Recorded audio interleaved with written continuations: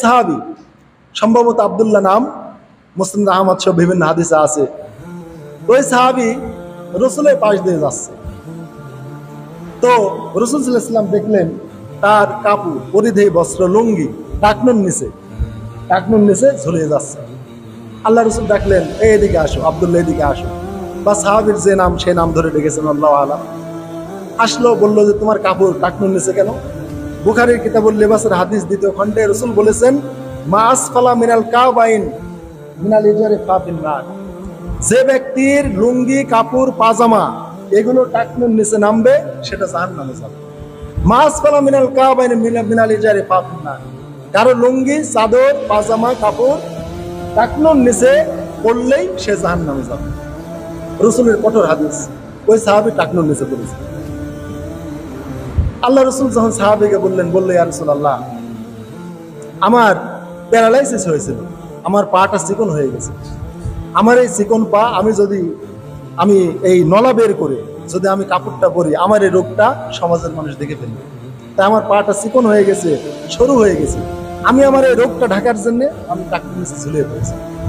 আল্লাহ রসুল সাল্লাল্লাহু আলাইহি ওয়াসাল্লাম বললেন, দেখো তুমি এত অজুহাত পেশ করছো, আমি মুহাম্মদ, আমার মধ্যে কি তোমার আদর্শ নেই? দেখো আমি কিভাবে কাপড়টা পরেছি। এইভাবে আল্লাহ রাসূল সাল্লাল্লাহু আলাইহি ওয়াসাল্লাম তিনি এই নলা ধরলেন, সাক বলা হয় এটাকে, অর্ধ নলা। এইভাবে ধরে বললেন যে এই দেখো, তুমি এই অর্ধ নলা বরাবর তুমি তোমার কাপড় পরো। আর যদি তুমি নিচে নামাতে চাও তাহলে এখান থেকে তুমি 1 বিগত তুমি নিচে নামাতে পারবে, অর্থাৎ টাকনুর উপর পর্যন্ত। এই অর্ধ নলা থেকে বেগত ধরলে এই নলা পর্যন্তই হয়। তাহলে তুমি যদি অর্ধ নলার বা নিসফে সাক এর নিচে কাপড় যদি নামাতে চাও তাহলে তুমি আর আধা তুমি বাড়তি করো, 1 বিগত তুমি নিচে নামায় দাও। তারপরে মাসফালা মিনাল কাবাইন মিনাল ইজারি ফাফিন নার। এরপরে তুমি যদি কাবাইন মানে 2 গুটলি, এই 2 গুটলিকে কি বলা হয়? কাপ মানে এই যে উঁচু টুকরা বা গুটলি, এই গুটলিকে আরবিতে কাপ বলা হয়। কাবাইন মানে এই 2 গুটলি, কাবাইন মানে 2 গুটলি। এই 2 গুটলির বা টাকনুর নিচে যদি তোমার কাপড় যায় তাহলে জাহান্নাম। তাহলে মামুলি একটা কাপড় পরার ব্যাপারে আল্লাহ রাসূল বলে দিলেন, টাকনুর নিচে কাপড় ঝরিয়ে পড়লে সে জাহান্নাম।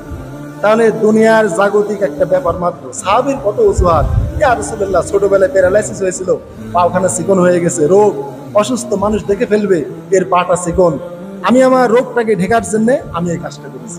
অজুহাত মেনে নেই, বরং বললেন আমার আদর্শ না নিলে জাহান্নাম। কি করবে? টাকনুর নিচে পড়লেই জাহান্নাম। তাহলে মামুলি একটা জাগতিক ছোট কাপড় পরার বিষয়, এই বিষয়েই যদি টাকনুর নিচে পড়লে তার জাহান্নাম হয়, তাহলে ইবাদত বন্দেগী যেটা আমরা পরকালীন মুক্তির জন্য করি, সেই সকল ক্ষেত্রে যদি আমার নবীর আদর্শ আমি না মেনে চলি তাহলে আমার পরিণাম কি হবে?